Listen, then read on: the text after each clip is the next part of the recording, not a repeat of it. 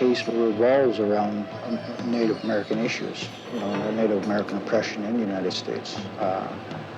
I'm in prison because of Native American oppression.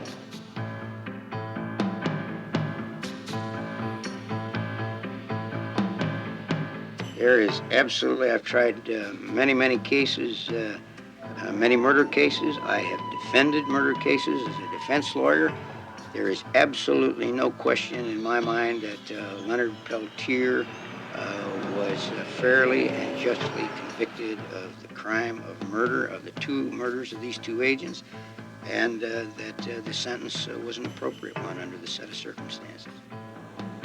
We hope to let the people in this area know what happened at our trial, and what happened prior to our trial, and what has happened after the trial, to let them know the truth that is going on against the American Indians in this country, by the United States government.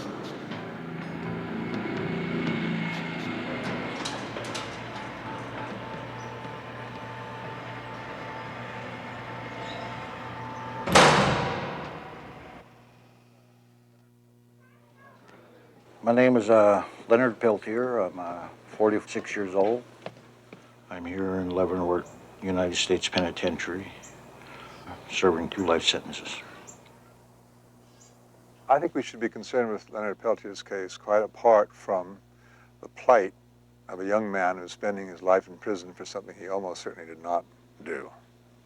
I think that any of us could be there if the political climate were so arranged that we fell afoul of the system in some way. I mentioned in my book that I thought it was the most important case from a historical, economic, and social point of view since Sacco and Vanzetti. It had a lot of the same elements. It also involved the FBI. It was an early triumph of J. Edgar Hoover there. Well, we're talking about the 1975 time frame. And at the time, I was physically located in Washington, D.C. at headquarters. And my assignment at the time was I was working what they call the Government Crimes Desk. And as part of that, it encompassed the crimes on government reservation, which would be the Indian reservation. So therefore, when the 2 agents were murdered at Pine Ridge, I was acutely aware of the activity there and what was going on. Leonard is a very strong person. I don't know if I could have taken this. He's been in jail now 13 years. He's seen the courts reject him time and time again. He's seen this vile chicanery of the FBI and hiding documents and persecuting him unmercifully, and yet he keeps his spirit. He's the one who got out of his vehicle with the 2 others and starts shooting at the agents. He's the one who takes them out in the escape. He is the one who ends up in Oregon in another shootout in which one of the agent's guns is found in that vehicle. He is the one who then escapes to Canada.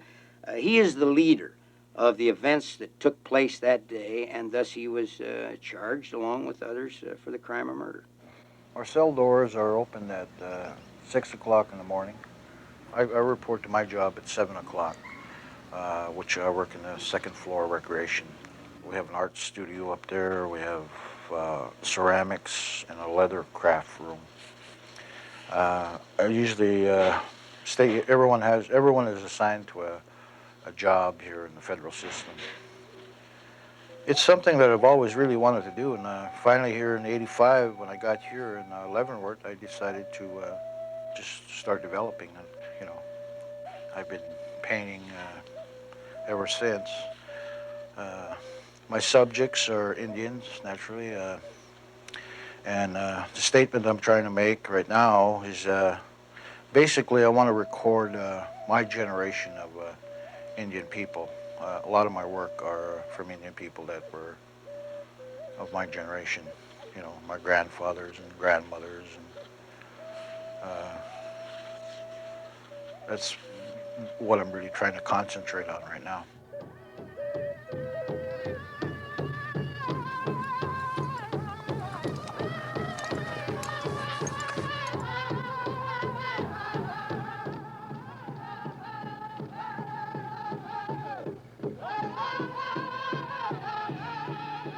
I was born in the state of North Dakota. My father's from the Turtle Mountain Chippewa Reservation. The only employment that we had was migrant farm work in the spring and through the summer. My father also received a Army pension from World War II when he was wounded, so that was a little extra that we had there. But my father and I we were pretty close. We got more closer after I came to prison, but we got along quite well. He really feels strong about this, really proud what the people's doing for him. He's really got hopes. My mother's from the Fort Totten Sioux Reservation. First, if they start to calling him, you're big you Indian, or Indian face, you're not, you shouldn't do that. I wonder what's wrong with what's wrong to be an Indian, huh? I wonder what. If it's so bad, how come God put us on earth to be an Indian?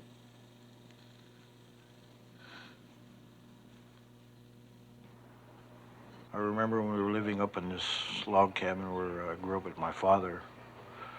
My grandmother was there. I was staying with my grandmother, and this government car pulled up. Even at that time, we were still, Indian people were still very concerned when they seen a government car, a new car coming up. They'd all say, "Here's comes a brand new car." And kids would hit for the woods, right? Because they knew something was happening. They never came out for any other reasons. I went to Wapton Indian School at 1953, I believe it was. My grandma couldn't speak English, so they took us to Wapton in a bus. A whole bunch of kids went that year. Lined us all up. They gave us all GI haircuts. Then ran us through the showers, scrubbed us down. And as we came out of the showers and dried off, then they put DDT on us. That began 3 years of a memory of my life that I thought was very, very, very, very harsh.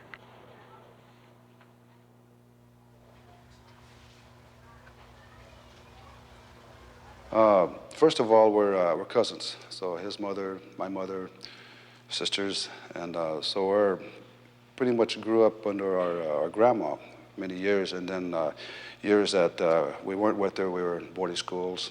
He up north, I was down south, Oklahoma area, and so Leonard was pretty much in the same bureaucratic system that I was, which is boarding schools. And then the different type of institutions as a youth, and then... I was 14 years old and when I first started attending a number of different community meetings that my elders were having. And I basically just started to start paying attention to what they were speaking about. And got myself quite an education on what was happening. I know that my family was living in, real heavy poverty, real high poverty, but as most poor people, they're really quite ashamed of it, of being poor. So I in my mind, I subconsciously believed that my family was the only one on the reservation that was having a hard time. Although I would go to my friends and neighbors and stuff, and or was having just as hard a time.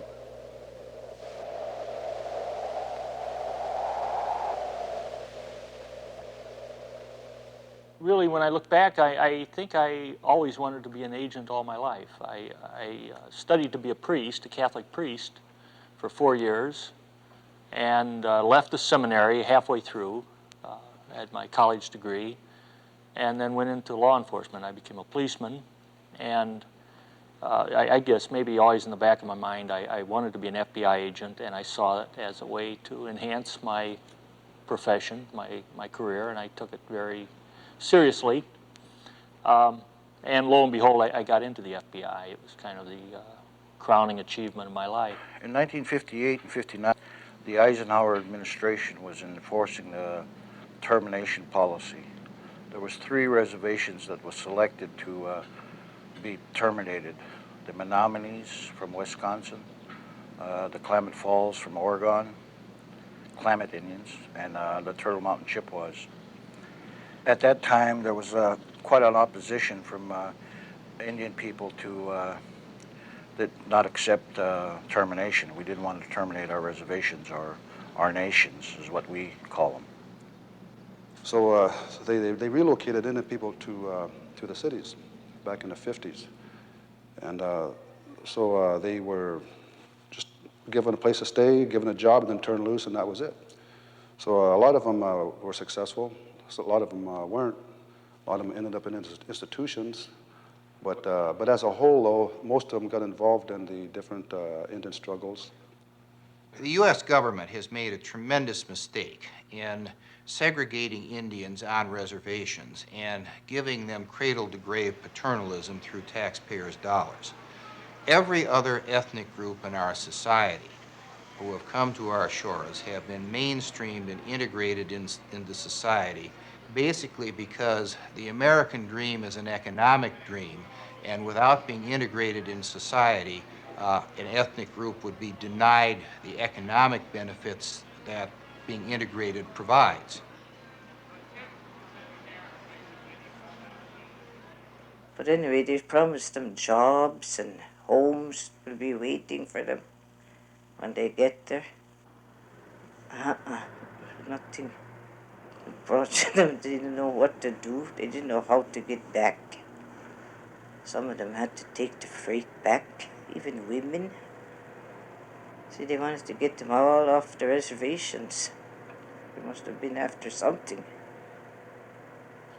If we didn't accept relocation, there would be no social services given to the people, which existed of that time was commodities, and once in a while you get a voucher to buy food and stuff like that. Let's give them a hand. Let's not give them a handout. And if they get a hand, there are very few people in our society that won't take that hand and take it to its full advantage in terms of job retraining programs and employment opportunities. It's been said that the devil puts idle hands to work, and it's no real surprise that any group of hands that are that idle because of the reservation status and the fact that most of the reservations are far away from where the job opportunities are idle. And a lot of people, well, you got a lot of people mad, you know, for teasing them. And but when he worked, he was a good worker. And another thing, if he stayed at any of his aunts or anybody, he had money, they got half of it for his board and room. And they're like some of these kids nowadays, they wouldn't give you a nickel if you asked him for it. But that basically, that's the way he grew up, you know. The people, I guess he was a foster home, I guess, you know, he self-supporting, you know. And you gotta pay your own way in life. Well, that's the way he was. Some of the statements made by the women there that in these meetings asking for the men to be warriors and to do something to help resolve the conditions of poverty that was resulting from the termination thing. And she said that her children were at home starving. She wanted some warriors to stand up and do something about this, right? And, you know, as a young man sitting there, 14 years old, I'm thinking, wow, you know, when I grow up, I'm going to do something to help my people. I mean, it was a crusade. I was trying to stamp out evil in the world, and here I had a nice brass badge that said I was on the side of good and right. And I believe this, and I approached my work as a crusader.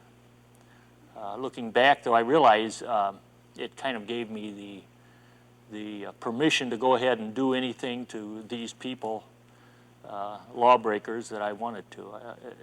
They were fair game. I was on the side of right, they were on the side of wrong. And the work was fun when I looked at it in that regard.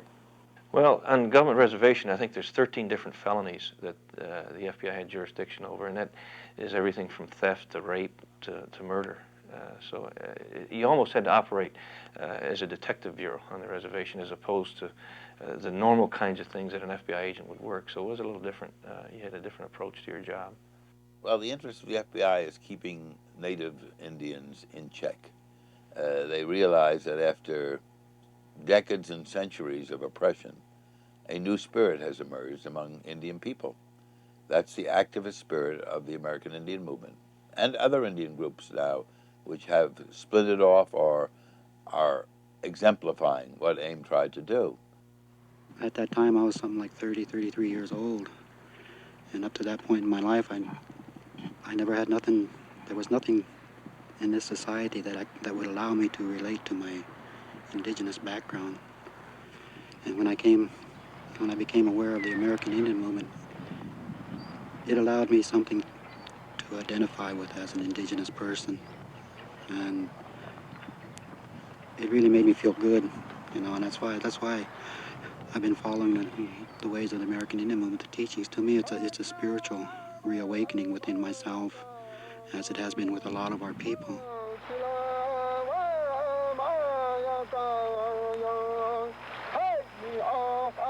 But a lot of them sneak off, be in the corner on the playgrounds and be talking their own language. Sometimes they might get caught. When I went 2 years in South Dakota school, you had to pray just as soon as you got out of bed before you dressed. Put your bed all up and you said some more prayers. And you went to breakfast. Usually went to church first. Then to breakfast you prayed, and after breakfast you prayed, and dinner the same way, and then lunch and noon the same way, and dinner the same way. You prayed until you got in bed at night. And a lot of them kids, some horsing around or something, would be a sister there with a big long stick and go crack them one, I think a lot of young Indians are interested in this now. A lot of them are trying to relearn their languages that have been lost and some of their clan traditions and so forth. And they're learning it from a group of old people who are disappearing very fast. So they kind of have to get that information together now and do it quickly.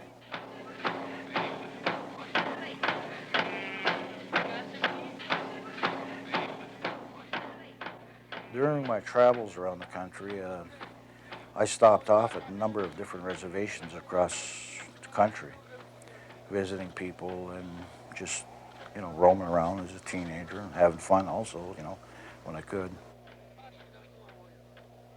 The education that I received from that was that our reservation wasn't the only one living in those type of conditions. It was spread all across Indian country.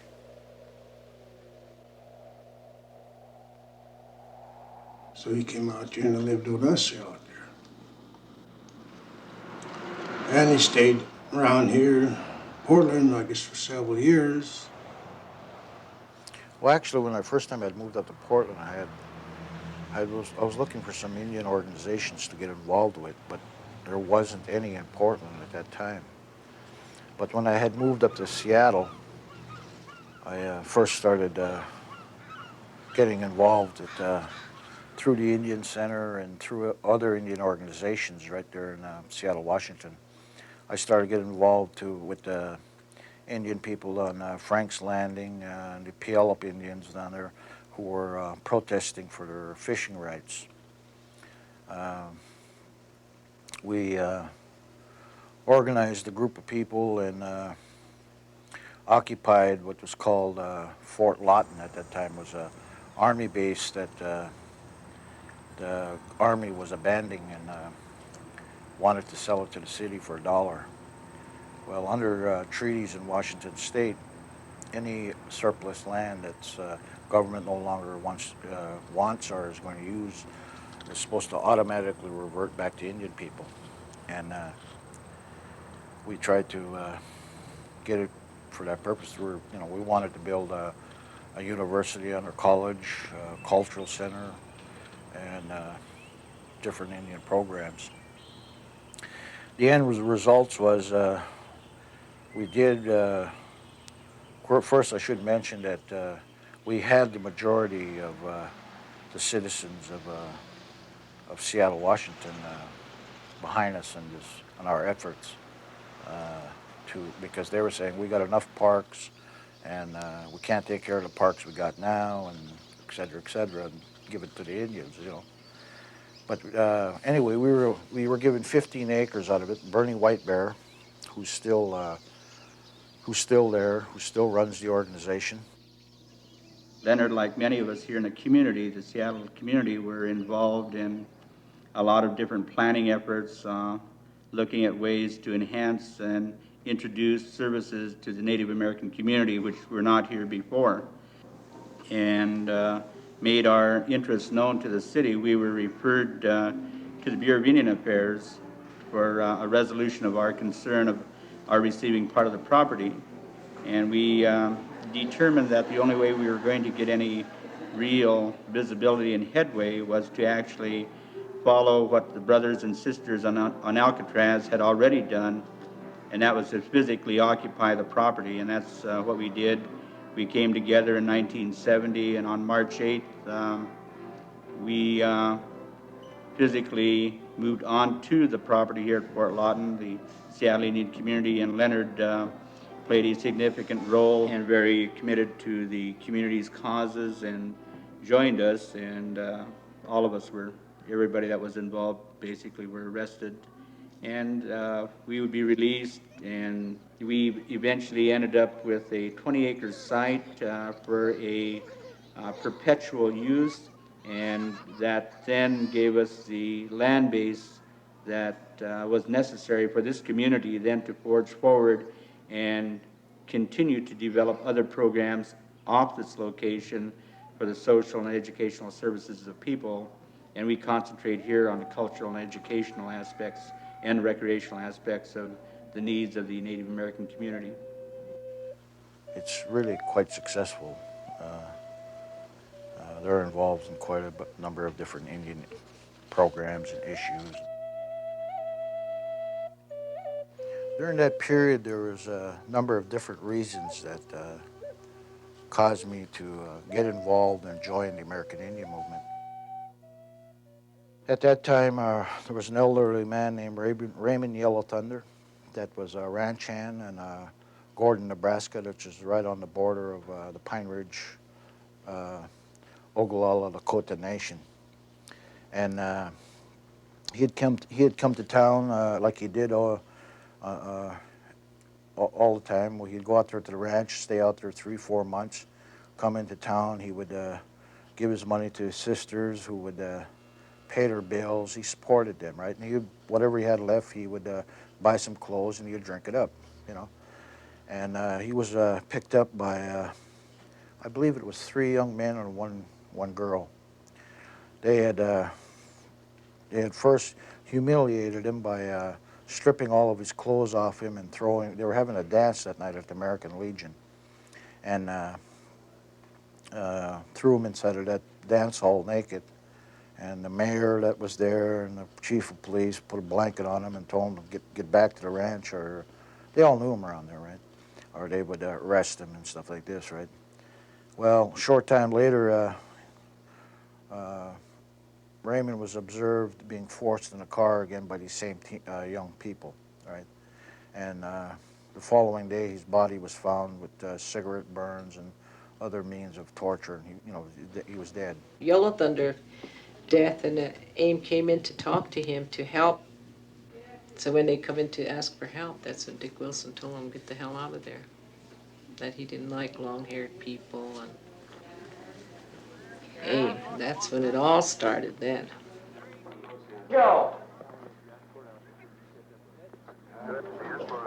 When we seen that they weren't going to do nothing but just let another murder go by, pass, without anybody being arrested. The Hare brothers, the very same thing, when they killed Yellow Thunder. Now, we went to Washington, D.C. and demanded that it be a federal crime to kill Indian people. And they said no.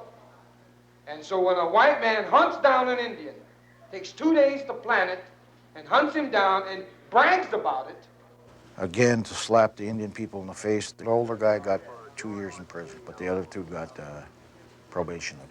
If we had a business, could we go kill a white man and sat in that bar took a beating from Bad Heart Bull and claimed in front of witnesses, at least 10, that he was coming back to fix and kill Bad Heart Bull, of which he did. Now, that's premeditated murder.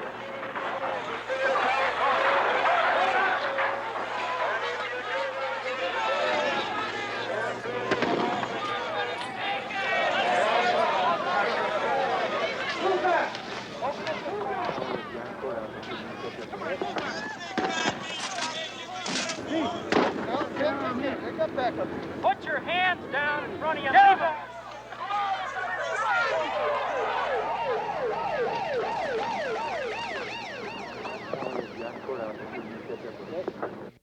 Okay, probably back in the 1972, there was what they call a trail of broken treaties. A lot of Indian tribes started from the West Coast, and they traveled by car, caravan to Washington, D.C. And a lot of, from Los Angeles, San Francisco, Seattle area. And then a lot of Indian people went there. So then BIA would not meet with them. And then they just turned them away, and then, so they took over the building, BIA building, and to bring attention to them, the cause. We started a peaceful protest, but again, because of, I don't know what reasons, what the reasons were, I guess totally disrespect or hate of Indian people. We were immediately attacked by busloads of Washington, D.C. police, and a peaceful sit-down, it really was a sit-down demonstration, turned into a very violent demonstration. The Trail of Broken Treaties, which occurred around election time in 1972, involving the Occupational Bureau of Indian Affairs, the government was very upset about that. The CREEP, the Committee to Re-elect the President, was very upset about that. Amongst the things that they were upset about was the fact is that here were Indian people raising very legitimate grounds and treaty demands right at election time, which didn't go very well with the Nixon people, as well as documentation that was found inside the BIA building showed a forced sterilization program of Indian women between the ages of 18 and 25, which had in fact resulted in about 1/3 of all Indian women in those age groups being sterilized. The government granted amnesty to people, got them out of town, but then there were rumors that approximately 30 people were targeted for some kind of action. It was a few weeks later that 2 plainclothes Milwaukee police officers attacked Leonard Peltier in a restaurant and then charged him with attacking them. According to the girlfriend of one of the police officers, Bellanne Guild, when she testified in 1978, she remembered her former boyfriend having a picture of Leonard Peltier and talking about how he was helping to catch a big one for the FBI. They just got done lying to us again in Washington, D.C., right? And said they were going to investigate, and of course they never did anything. The chiefs of the Frank's Fool's Crow and the other chiefs and headsmen made a decision that some kind of demonstration or something to bring the attention to the world of the plight of the American Indian that was happening here in the United States in the 70s, right? In 1972, when the civil rights organization has started up, I want to hear a child wanted Nick to hear.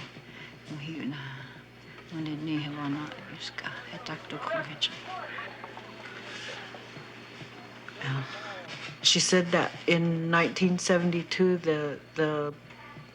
the people here on the reservation got together and they had the American Indian movement to come down because of the situations that were going on here on the reservation. Dick Wilson, who was the tribal chairman at that time, had organized his own private police force. The Goon Squad was essentially anybody who was employed in the Wilson administration, anybody who was working. And like I said, the issues essentially were economic, and basically that's how I guess people tended to divide themselves. And also there was differences, there were philosophical differences, because at that time we were making great strides in moving the tribe into the 20th century, so to speak. Then on the American Indian movement side, there were some traditional people who believed that we were selling out or traditions and customs and culture and stuff like that in order to make those strides. Between 1973 and 1976, the FBI was funding, was arming, was equipping, was providing intelligence information to a Contra-type force on the Pine Ridge Reservation called Goon Squad. They called themselves that, the Guardians of the Oglala Nation. The people were concerned, and they invited AIM to come down and... The entire reservation is an armed camp. It has grown from the hatred that has developed between AIM and non-AIM people. The hate has developed to the point where every man, woman, and even children. I seen in Pine Ridge a 12-year-old carrying a .22 rifle. At the present time, I am still the chairman of this Oglala Sioux tribe, and I intend to be until my term is completed in April of next year. Well, they never really done anything to me, but I just pitied all the people. And so that's why, because all my family was all with the goons, and I was only one. But I felt sorry for all the Indians that wouldn't fight back or stand up, and that's why I was there with AIM. If any Indian is physically abused on the Pine Ridge Indian Reservation, the American Indian Movement is going to declare war on the Bureau of Indian Affairs. The American Indian Movement and the Oglalas and other Indians from numerous tribes across the country occupied the Wounded Knee area for 71 days.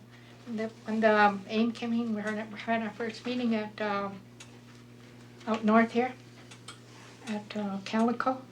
And then they decided to go into Wounded Knee, so we went into Wounded Knee.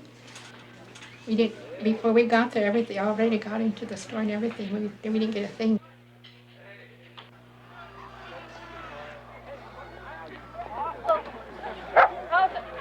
Shooting have been bad for several days already. I mean, real bad.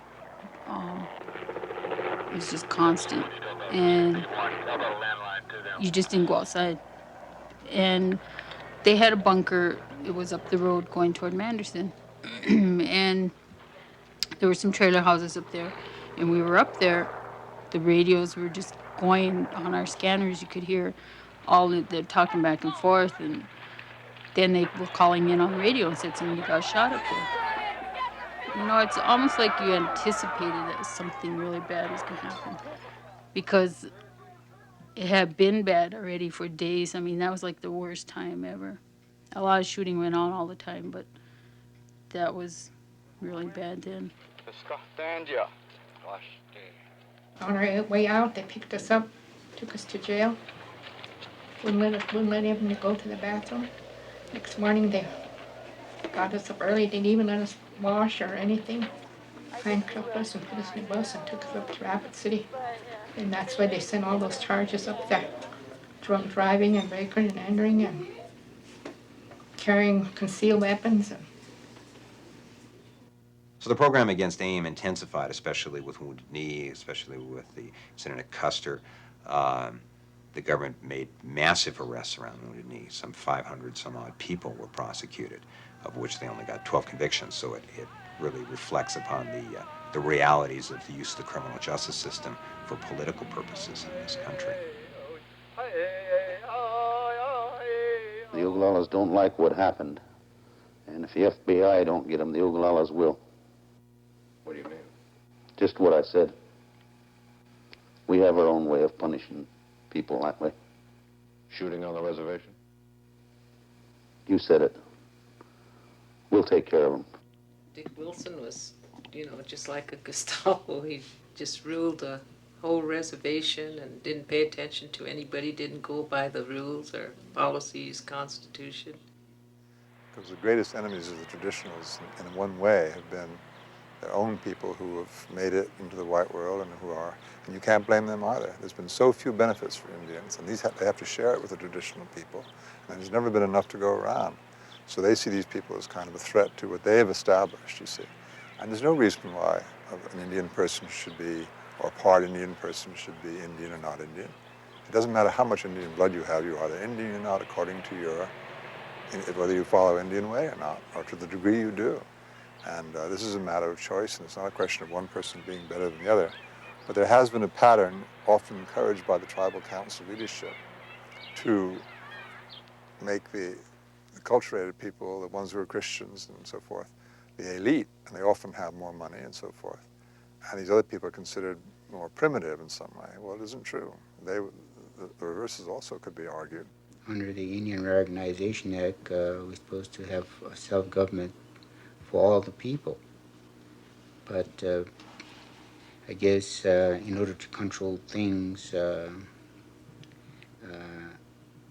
he had to use power. And he just run that whole tribal office. He had goons all over. And he paid them big salaries. They didn't do nothing, no kind of work. And he just spent, you know, federal monies the way he wanted to. My family's been harassed. I've been harassed. I've been threatened.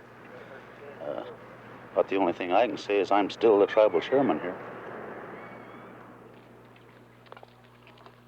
And if they could work together and make allowances for each other instead of always being at each other's throats. Now, we are famous in this country, and all colonial or neo-colonial peoples are the same. We've just set one group against the other. Always advances our interests, so it suits our purposes. It's always been the case with Native Americans. They've always tried to push them into reservations, take away their traditions, make them Catholics or Protestants, make them citizens against their will of the United States by an act of Congress, take away their land, as they have done to the Pine Ridge Indian Reservation. Used to be the Great Sioux Reservation. That was an enormous body that was to endure as long as the grasses grow and the river flows. I imagine he got some kind of kickbacks, is what happens. Yeah. He gave away 1/3 of the Oglala Nation to allow them to strip mine for uranium and on the Sheep Mountain Range in South Dakota. Yeah. Well, the government has been doing a very interesting thing in this area for much of the last 100 years. It has told the Lakota that by the Fort Laramie Treaty of 1868, this is Lakota land. It has also told the white population that under the Homestead Acts, this is white land. And it has told both peoples that the other is trying to take it from them. And this has been very interesting because, especially in the last 20 years, where this has really been encouraged a great deal, red and white people are pointing the fingers at each other as trying to take the land from each other, all the while the multinationals are very quietly coming into the area and claiming the region for themselves. Multinational corporations that came in here during the early 70s would include Union Carbide, Westinghouse, Burlington Northern, Chevron, Conoco, Decker Coal, Exxon, Kerr-McGee, to name a few. These treaties are hopelessly out of date. Most of the treaties were signed at the time when the area that was populated by Indians was a wilderness. It was before reservations were established. It was before the federal money started flowing to Indian reservations, and they simply have not been brought up to date by the Congress. And that has contributed substantially to the problems that we have faced in the state of Wisconsin. And unless Congress changes its attitude, Wisconsin's problems are going to spread as more tribes become more militant and as the extremist elements of more tribes end up saying, let us stonewall the feds, let us stonewall making agreements with the state, and we'll cut you a better deal with better money simply by being irresponsible. To give you an idea of the magnitude of the profits that are being talked about, there are approximately 4 million acres constituting the area known as the Black Hills. One of the gold companies that is currently strip mining the northern hills has requested an expansion of some 800 acres onto what the government calls Forest Service land. According to corporate records and announcements, this 800-acre proposed expansion in the next 10 years, this company, Brome Mining Company, states that it will take approximately $3.5 billion worth of gold from this 800 acres. So if you figure that you can mine at least half of the Black Hills, which is what the geologists say, for gold alone, so approximately 2 million acres, and 800 acres would produce $3.5 billion worth of gold, it gives an idea of the magnitude of the economics that we're talking about in this area. It really puts everything into place and makes everything more understandable in terms of why the Pentagon would be directly involved in an isolated area of this country against a small group of people who the corporations felt were a threat to their multi-billion-dollar operations. I guess the difference between the American Indian movement and the tribal government in terms of issues probably had more to do with economics than anything else. So they had a lot of heavy mineral, oil and gas at the Pine Ridge Reservation. That's right next to the Badlands. Black Hills is very sacred to our people, but yet they want the minerals from there. So all of these issues came about. They all interlocked, interweaved, and so a little history thing. Back around 1874, I believe, General Custer took an army caravan to the Black Hills, and he took some geologists with him. Saw a lot of minerals, best grazing land in the world, a lot of timber, everything. And this is so with this, they wanted this for more reasons than one. So this here led again to the Indian tribes. So mainly the Oglala tribe, right next to the Badlands, right next to the Black Hills, caretakers of the Black Hills, biggest tribe, Crazy Horse tribe. Leonard's issue is so much bigger than just one person. The Indian people are symbolized in Leonard Peltier. He represents a struggle of people at the root of which is the land. That's the struggle between the Indian and the non-Indian world, or corporate America and the Indian people, is the land and the exploitation of that land. At the time that the American Indian movement was investigating a lot of land claims, it became clear to us that there was some negotiations going on for a huge portion of the reservation with the national parks. And as it turned out, our suspicions were correct that almost 150,000 acres.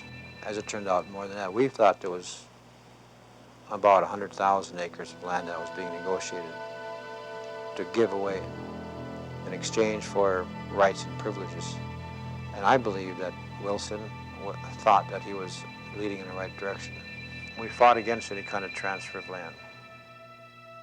And yet, as we know, it's been cut down, and the very day before the shootout here, another part of the reservation was taken for uranium land, and many people believe that the shootout was deliberately arranged to take off the headlines the taking of more land from what was once the Great Sioux Reservation, making it now even smaller than the 2 counties it now occupies in South Dakota, and taking people's minds off that and arranging a shootout. They didn't count on 2 agents being killed, but that was the stakes they were playing with. In 1975, the same year as the FBI recognized that for the first time that a goal of the American Indian movement was to halt strip mining and stop exploitation of the earth, the government declared AIM to be one of the most dangerous organizations of the country and switched its operations from simply a counterintelligence program to a counterinsurgency program, and in fact issued one of the most unique position papers that has ever been issued by any government agency in this country. And that was a paper that was entitled FBI Paramilitary Operations in Indian Country. And it was essentially how the FBI was going to deal with AIM in a paramilitary fashion. It included everything from the role of the White House in handling paramilitary operations within inside the borders of the United States. We know that this was done April 24th, 1975, approximately 2 months before the firefight. Within a month later, the FBI, according to documentation, began a massive buildup of personnel on the Pine Ridge Reservation, including people such as Special Agent Jack Kohler, who was brought up from the Denver Division. Kohler was a counterintelligence agent out of the Denver Division. He was also a SWAT team member, and most of the people brought in were SWAT team members. You know, the more I think back and the more I read about the FBI and its inception, that its prime function always was to handle political dissent. I really think so more and more. Because even now I feel it, you know, if you go into town or, you know, what's happening, you know, there's a lot of stuff that we go into town for, like meetings and stuff, you know, that they'd all be there, and I don't feel comfortable around them.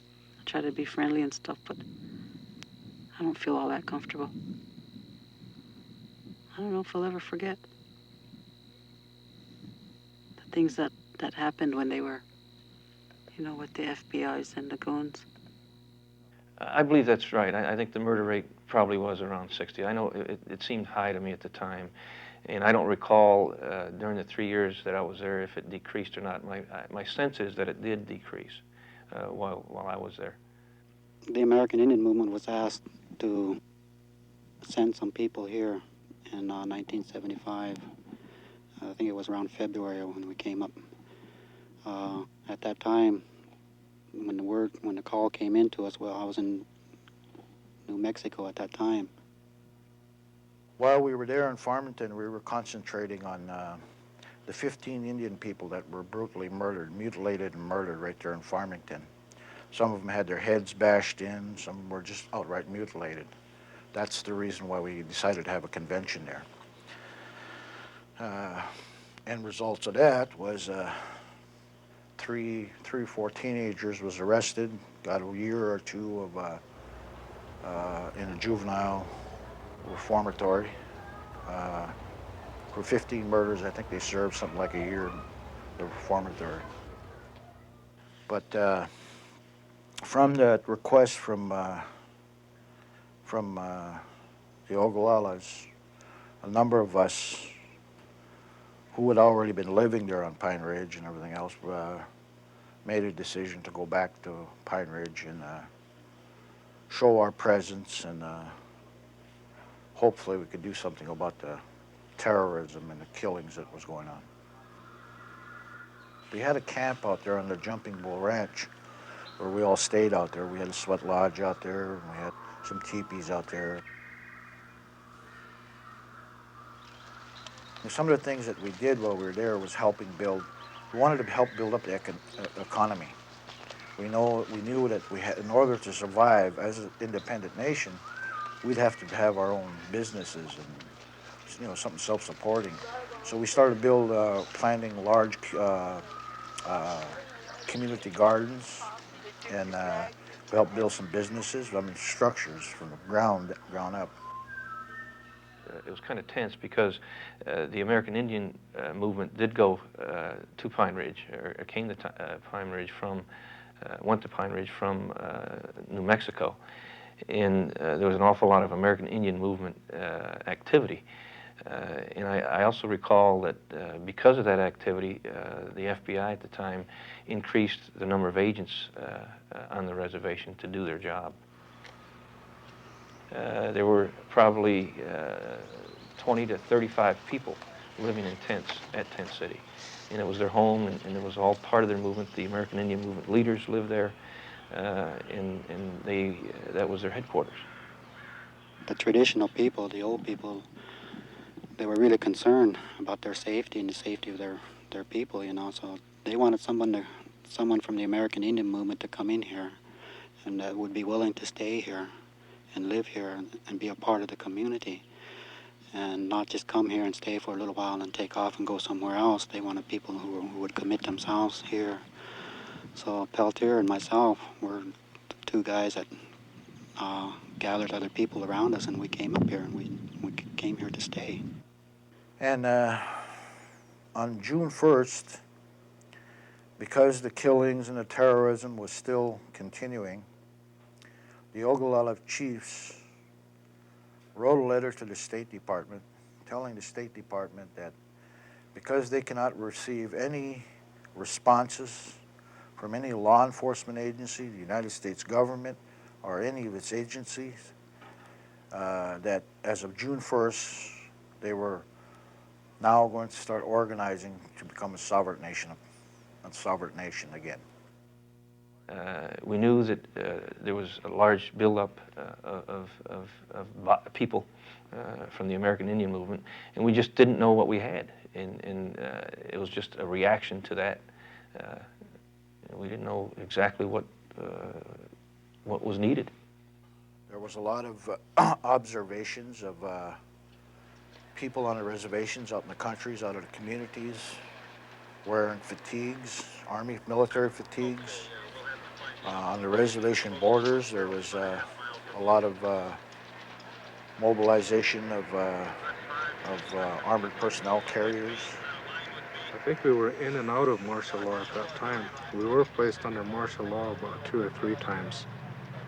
I think each duration had lasted about maybe from 2 days to several months. But at that time, you couldn't enter or leave the reservation without producing identification stating your business. And I think there was even curfews to where all the roads were shut down.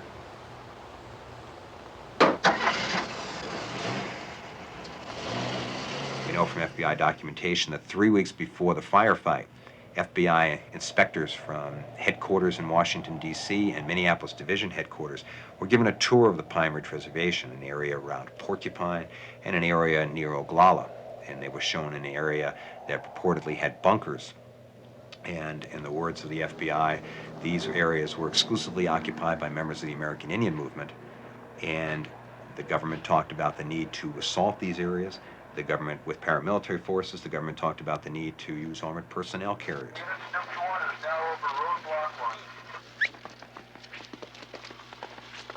They couldn't find a gun. It's like someone just took a shot at us. Let's get out of here. They just took a shot at us.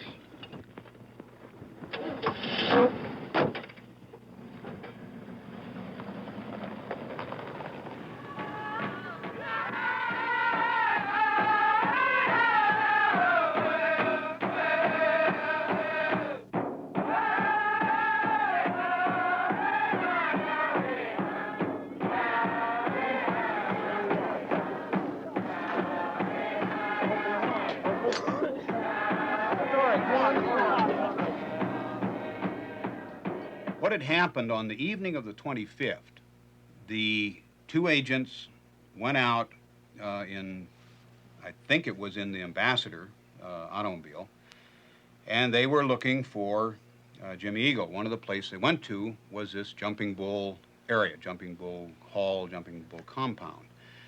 They went to that area and they were looking for Eagle. They talked to people there and were told that Eagle had been in the area, but that he wasn't there now. He had been riding in a red vehicle, and they might find him in a red vehicle. They were accompanied by some BIA officers. Well, they claimed they were there for looking for Jimmy Eagle, but they were there the day before that, and they were told that Jimmy Eagle was not allowed on there because he was a drinker and a troublemaker, and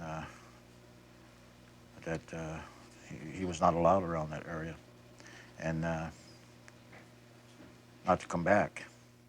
Went back the next morning after talking to 3 or 4 young Indians that were in the area. Went back the next morning, and with this warrant, they'd been told that a red vehicle, that he might be in a red vehicle.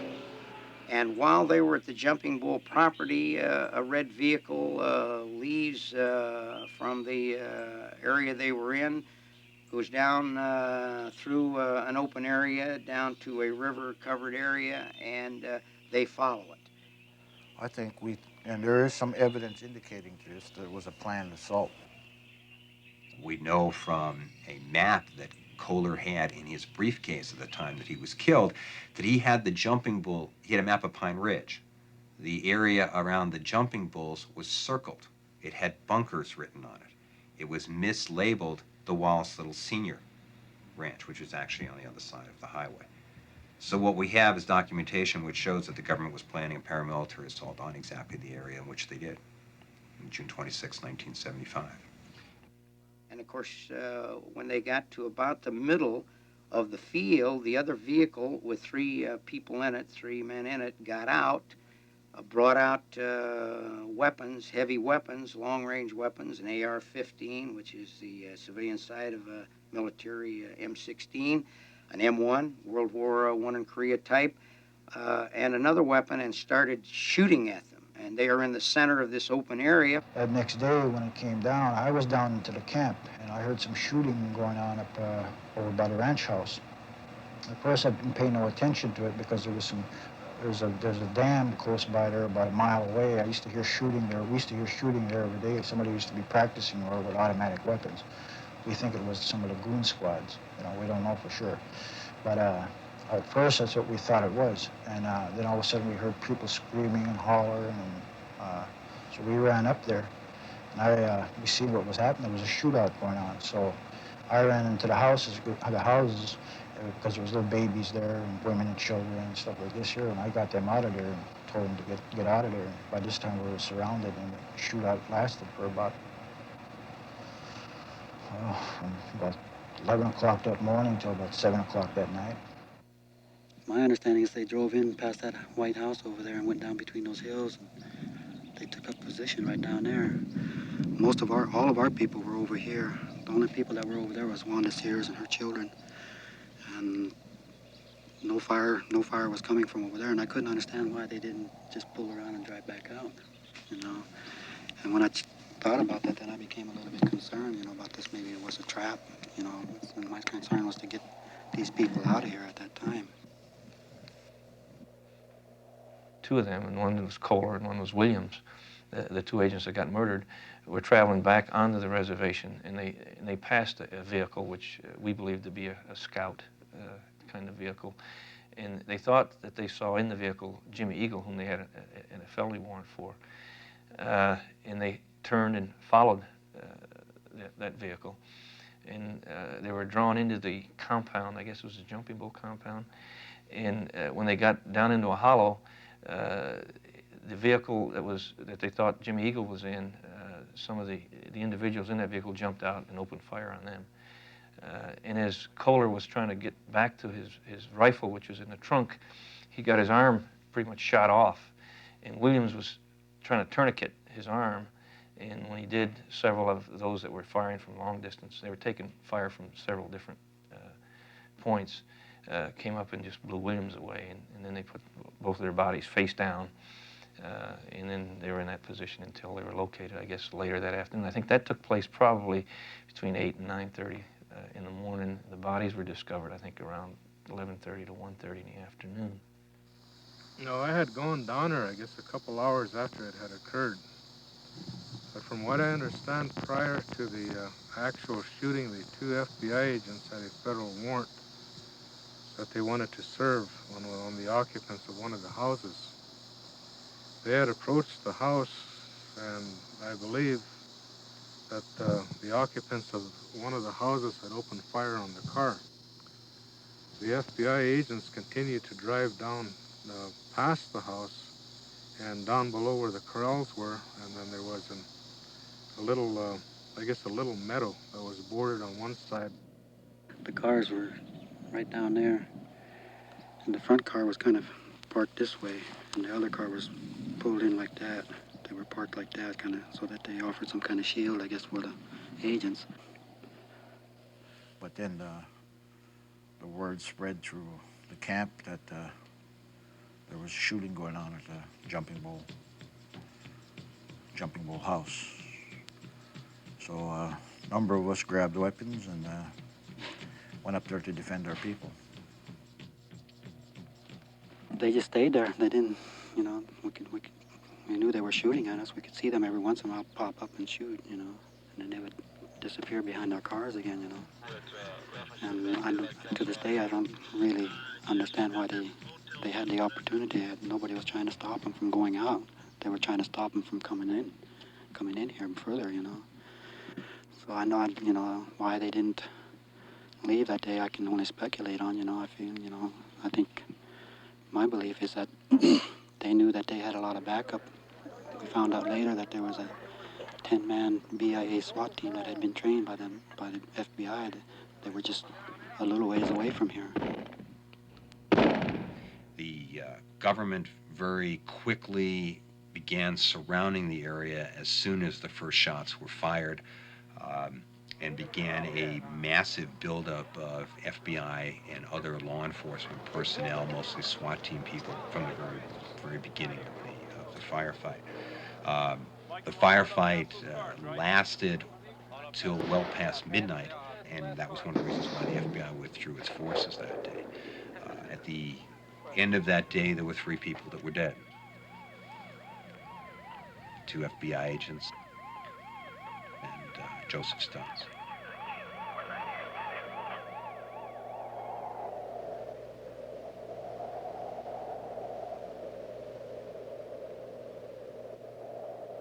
After we got away from here, we went over to Rosebud. That's the next reservation over east of here. And I think it was around September 5th when I was arrested there. The FBI came in there early one morning at daybreak. And I was living in a little cabin behind Al Running's place there. And Andy May was living in a tent there at that time. They came in and they arrested me and they arrested Andy May at Al Running's place and took us to Pure, South Dakota. The general investigation that followed, I think, was probably as intense as the FBI has ever done in its history. You know, the defense are correct in that.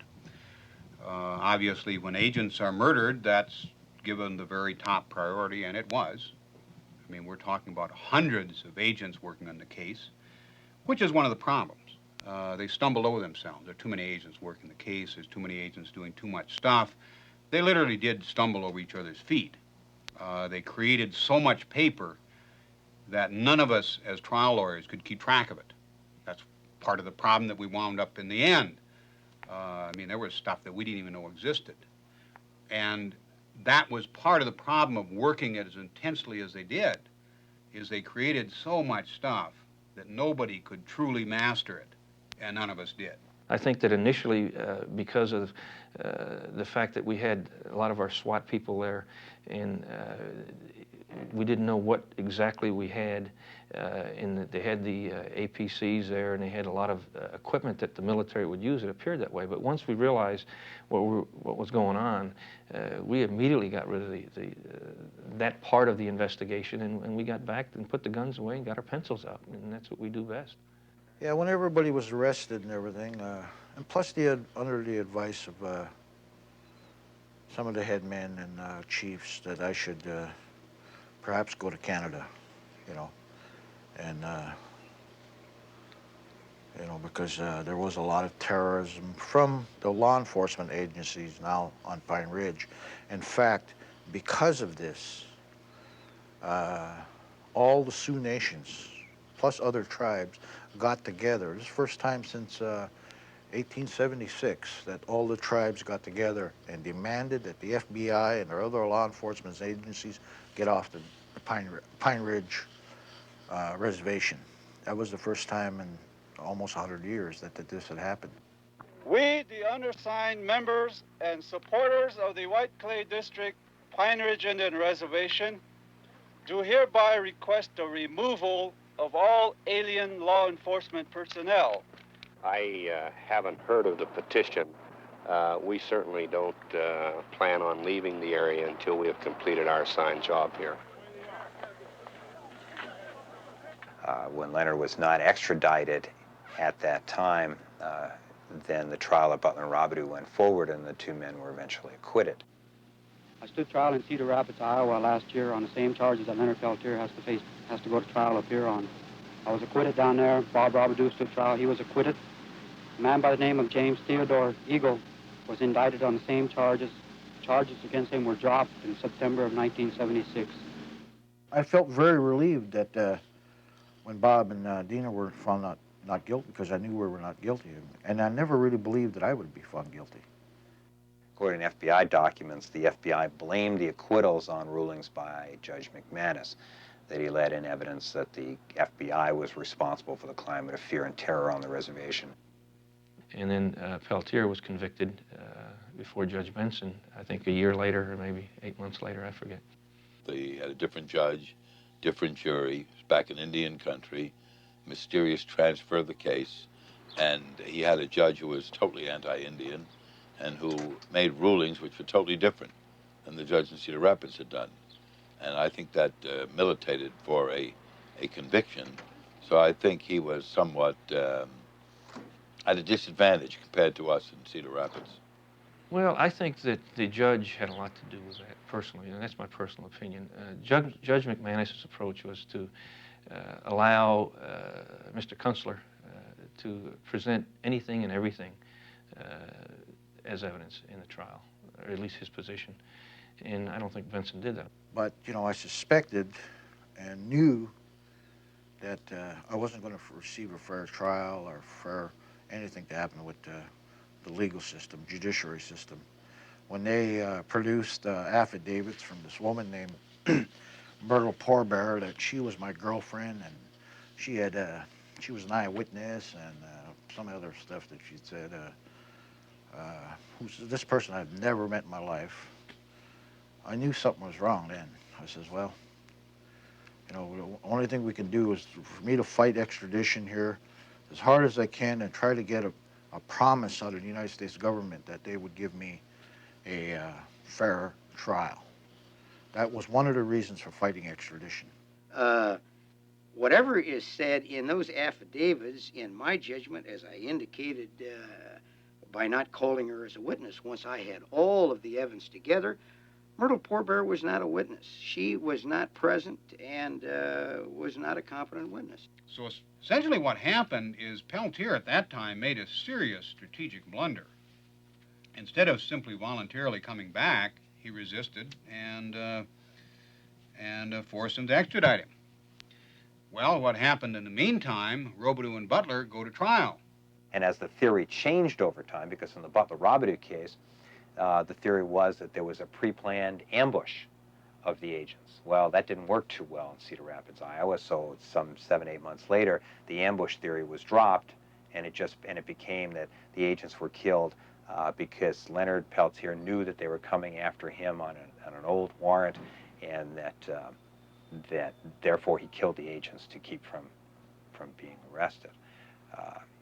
So basically what the government did is they suppressed anything that was inconsistent with their case, and only several years later, through the Freedom of Information Act, were we able to come up with the documentation which in fact showed that the only evidence that arguably directly connected him with the deaths of the agents was a fraud.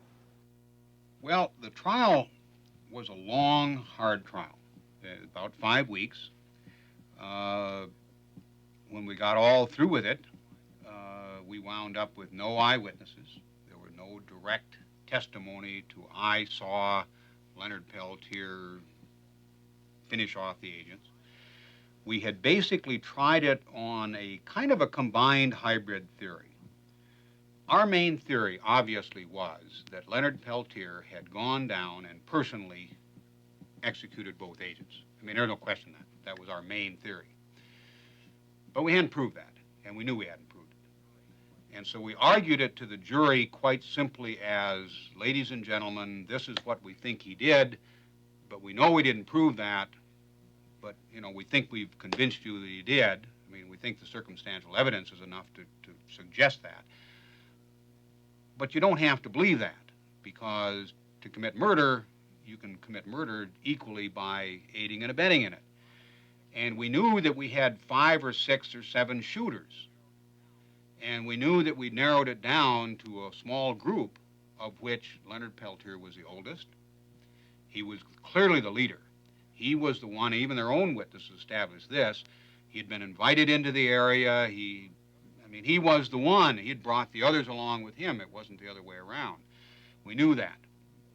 The remainder of the prosecution's case against Leonard Peltier, taking away the ballistics, is simply that which was the same as Robidoux and Butler. There is no difference. They were acquitted. He was convicted because they fabricated that evidence by having an FBI agent, a ballistics expert, a firearms identification person, perjure himself despite his report, and then hide the report so the perjury would not be apparent. So we've got bullets hitting the car over where we think he would have been firing from. Everything lines up right. We've got him seen by the bodies. There's only 3 people that ever, by testimony, ever placed down there, and that's Robideau, Butler, and him. Now, nobody says he zapped the agents. We haven't got anybody saying that. But we've got basically a piece of circumstantial evidence which is almost as damaging, and that's this shell casing that's injected into the trunk. What that basically tells us is quite simple. That shell casing is not an unusual shell casing for an FBI agent to have. A 223 could very well be one of their own weapons. So it doesn't mean much of anything until it matches up with something else. When it matches up with a weapon that the FBI could not have had access to, it tells you that that probably was one of the murder weapons. What I want to show you now is a bolt from an AR-15. This is your ejector. This is your extractor. Here is your firing pin. Firing pins on an empty brass, when it strikes your primer, leaves an impression in there, which is very identifiable. It's just like a fingerprint. What the Evan Hodge testified on behalf of the government that essentially after he had finished examining casings and weapons that had been received from every other part in the country, as well as from the scene, he then went to the casing that was supposedly found within 10 feet of the agent's bodies, compared that casing to extractor marks that were on the casing that was found supposedly near the agent's bodies, compared them to test-fired casings from the AR-15 from Wichita, and claimed that there was a match. He testified that he could not and did not do a firing pin test on that AR-15 from Wichita because the weapon was too badly damaged from the fire and explosions of the vehicle from which it was seized. According to documents we obtained under the Freedom of Information Act, Evan Hodge committed perjury when he said that he not only could do a firing pin test, but he in fact did do a firing pin test back in October, not in February, where he claimed that he made the match through extractor marks, and that the firing pin test conclusively showed that that weapon was not connected to the scene that day. What we have here are 2 different handwritings pertaining to .223 caliber casings with the K-40 rifle, which was the AR-15 from Wichita, and a 3rd handwriting on this page. Well, what Evan Hodge did, he did misspeak at the trial. It was a sort of polite perjury, because he said that only 2 people, he and an assistant by the name of Joe, had worked on the comparison of the shell casing, which was the only crucial evidence against Leonard, different from the Cedar Rapids trial. And when he went back into his back room there at the courthouse after he had been on the stand for a number of hours, he met Joe and said to Joe, yours was the only signature different from mine on the reports, the only handwriting, and therefore there were only 2 of us. Isn't that so? And Joe surprised him and said, no, that's not my handwriting at all. It was handwriting on the crucial report which led to the famous telegram or teletype of October 2nd that it couldn't have been Leonard's gun. And he said, no, that's not my handwriting. And they discovered there were 3 other people who had worked on the comparison at the FBI laboratory. So he had to come back in and say he had misspoken, and that there were other people, and they would endeavor to find those other people for us. According to the ballistics evidence, and we're talking about the casings that the government actually turned into the laboratory because it's clear they were selective, there were at least 3 AR-15s that were linked to the scene that day. Well, at trial, the government argued to the jury that there was only 1. It's contrary to what their evidence showed. It's contrary to what the Court of Appeals found that the evidence showed. The theory of the government's case from the very beginning was one of aiding and abetting, that there were more than 1 individual, even though Leonard Peltier was the leader, that there was more than 1 individual that was involved in the killing of the 2 agents. And you're guilty of murder if that is proven. The government does not have to prove that 1 single individual did all these events, or even that he's the one who fired the final shot. I think the evidence ultimately proved that he was the leader and that he was a key shooter and that he was, with where the rounds were found and the types of rounds and so forth, that he was a critical shooter in the death. But this was the theory of our case from beginning, and this is a very common theory, that if you are an aider or an abettor to the crime, then you're guilty of the crime. Well, the prosecution changed and flip-flopped on who was the murderer. In the Fargo trial, it was all Leonard. He did the killing. He was the executioner. He had murdered the agents in cold blood with a high-powered AR-15. When it got to the appellate level, it was all changed because they knew of the significance of that teletype saying it couldn't have been Leonard's gun. And therefore they changed it to an aiding and abetting theory, which was not the theory that went to the jury. And now they said that they didn't know who shot the agents, who killed the agents, but Leonard was with the group that did, and therefore he was an aider and abettor and just as guilty. A complete change in theory necessitated by the revelation that it really couldn't have been Leonard's gun. I mean, essentially what the October 2nd teletype said was that the weapon that the government told the jury was used by Leonard Peltier to kill the agents, in fact, could not have been the weapon that was used to kill the agents. And in fact, what the government therefore did was knowingly present false evidence to the jury. In post-trial surveys with the jurors, it's real clear that this was the crucial evidence that was against Peltier. And upon the determination of the Court of Appeals, this was indeed the crucial evidence that was used to convict Leonard Peltier. It's interesting that today the government has changed its position. In fact, once we got the October 2nd teletype, which showed that this physical evidence was indeed a fraud, the government immediately changed its position and said that it didn't prosecute Leonard Peltier as the person who shot and killed the agents, but essentially prosecuted him as an aider and abettor. This argument was also rejected by the Court of Appeals. We did not have the October 2nd teletype. We did not have anything which would have shown that, in fact, Evan Hodge was committing perjury in trying to claim that there was, in fact, a definitive link between the AR-15 from Wichita and Leonard Peltier and the scene.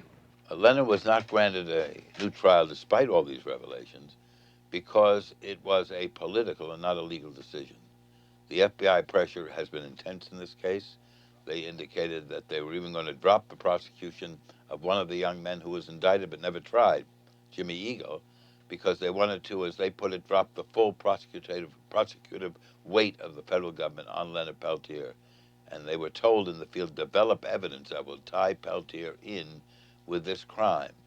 And so what really happened essentially was that the appellate courts, who know something is terribly wrong, that's why one of them wrote in the opinion, as I've never seen in any other appellate opinion, we are uncomfortable with our decision. If this had been a supermarket robbery and a couple of clerks had been killed, he would have gotten a new trial. But when you substitute the victims for clerks, read FBI agents, then you find that they have to have somebody whom they can pin these, what they call murders, I call homicides during a shootout, but they could pin those two corpses on. Well, Leonard's case is important to us in Congress because the Constitution is very important too. It's the bulwark of our civilization.